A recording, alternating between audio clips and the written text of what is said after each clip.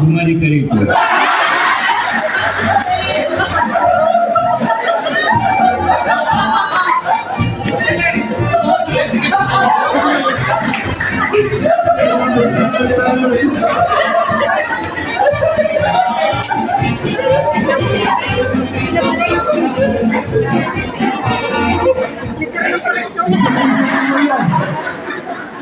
Tuloy ang kapistahan.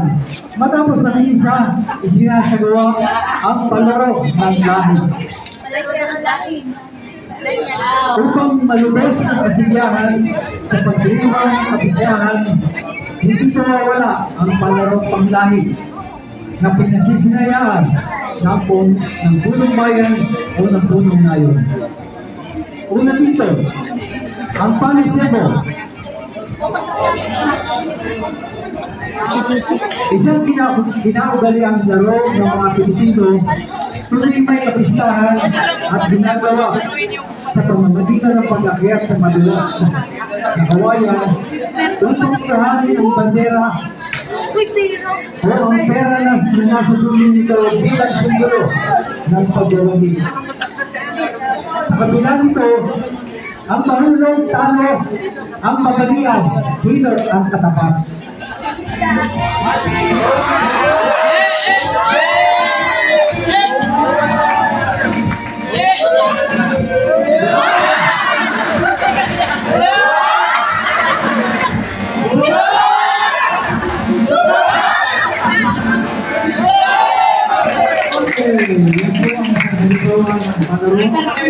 Natin pong natutungayan sa kailangan.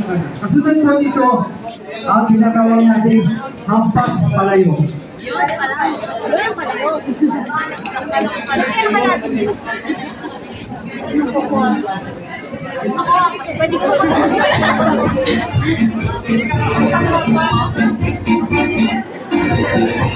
Ito ay isang uri ng palaro kung may handaan o kasiyahan ng bata.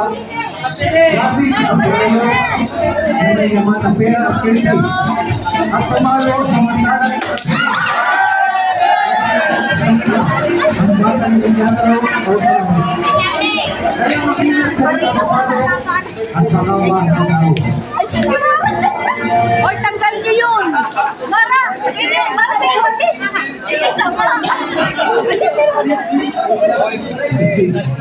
Linisin nyo kaagad! Uy!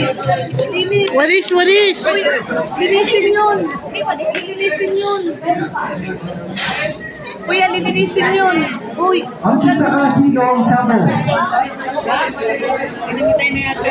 Isang laro ng mga Pilipino noon pa man na sumisimulo sa makabuluhang pagpapalipas oras ng mga kalalakihan matapos ang mga araw ng pagkahanap buhay. Karaniwan na rin itong nasusuntungan sa mga okasyon ipinagdiliwang.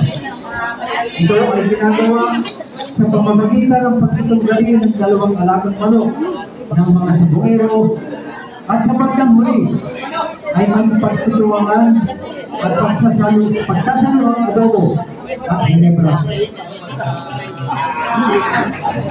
Si Mang Chef po eh.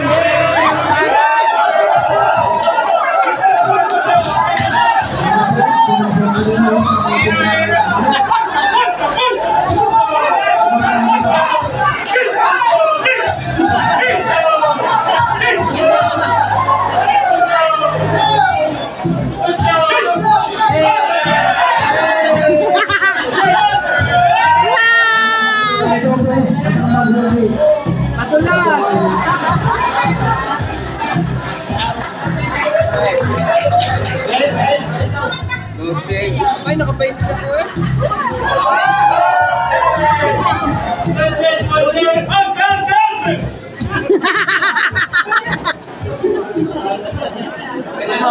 Ang sumayon po dito ay ang pamamahal. Isang tradisyon na ginagawa sa isang pagdiriwang sa pamamagitan ng pagpamahagi ng regalo ng alkalde at vice-alkalde sa mga bata upang magbigay ng ibang sa kasiyahan sa mga ito.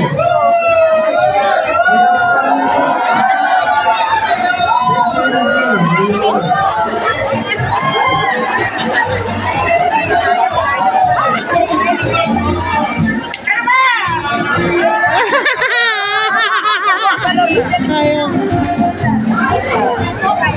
Wala eh. Ako pa! Ako pa! Ayan! Ito na ang akin.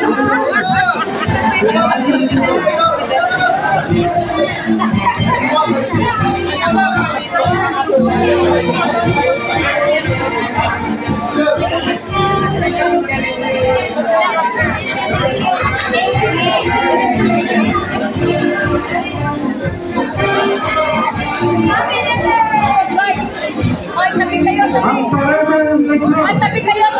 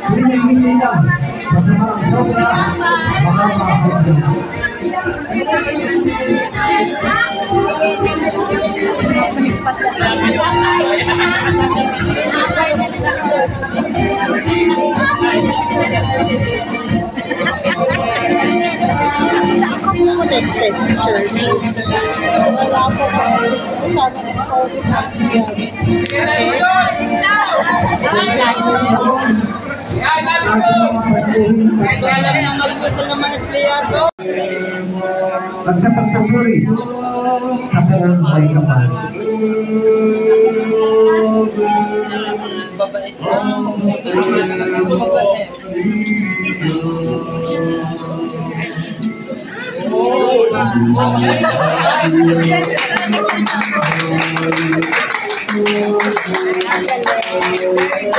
I'm very happy.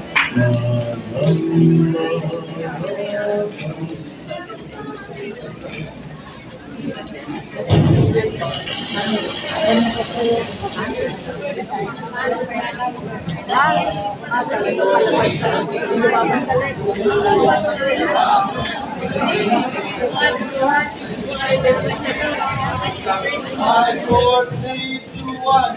Happy birthday!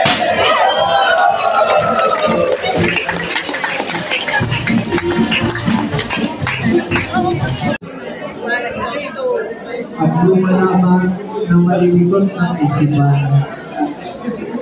Wala po kaming ibang hanay, kundi kayo ay tulutan na munting kasiyahan. Patawad kung may kulang, kung kami po hindi magaling sa ganitong larangan, sapagkat kami po ay bagito lamang. Ito ay nagdamang sa aming natatandaan, mga kaganapan sa kapistahan sa ating kanayunan. Ang kapistahan ay bahagi ng tradisyon ng mga Pilipino. At ito ay nagsisimula sa pagdiriwang ng banal na misa. Ang pagdiriwang ng halintunan ng kapistahan ay karaniwang sinisimulan sa pag-andog ng isang banal na misa, sapagkat ito ang pinakamataas na uri ng panalangin. Isinasagawa ito pang magpasalamat sa buong may kapal para sa mga biyayang natatanggap, kasama ang dalangin para sa maayos at makabuluhang pagsasagawa ng pagdiriwang. Kaya sinasabi, misa muna bago ang mesa.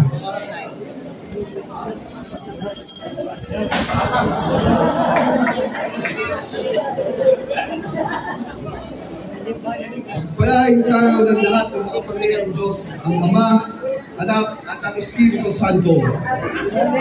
Tapos na ang misa, kumayo kayong mapayapa.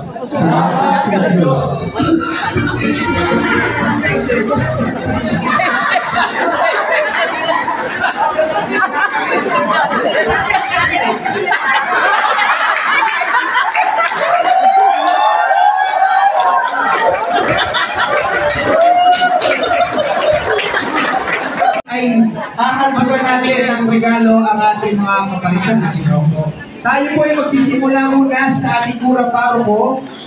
Reverend Monsignor Ruben M. de Mauna. Palawag mo natin sila.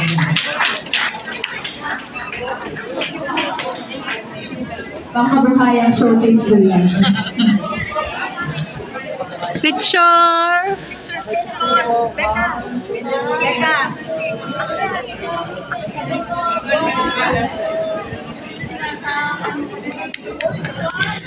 Ayan, maraming salamat po, Monsignor. Ang susunod naman po natin ay ang Father Ading Anan. Ayan, palakpakan po natin. Ang lagi ipapaalala, Stay safe.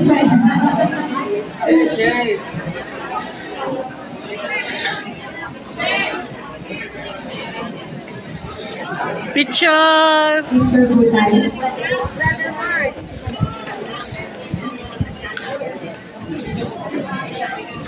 One, two, three.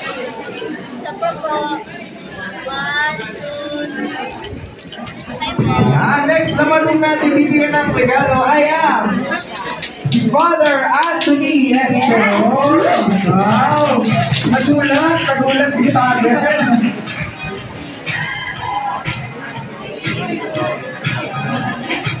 Yung sa kabila, other clients. Picture. 1, 1, 2, 3. Dito naman po.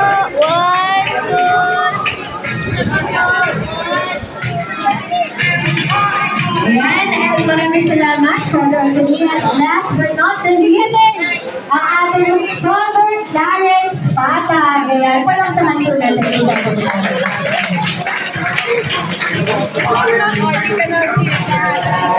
Lahat ng PPC. Kapit kayo.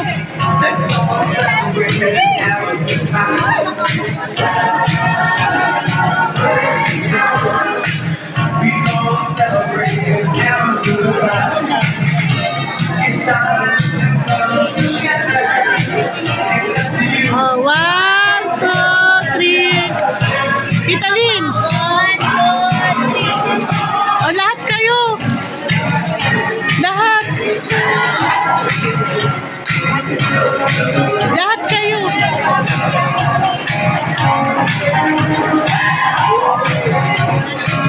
Ate Janice, punta doon, picture lahat.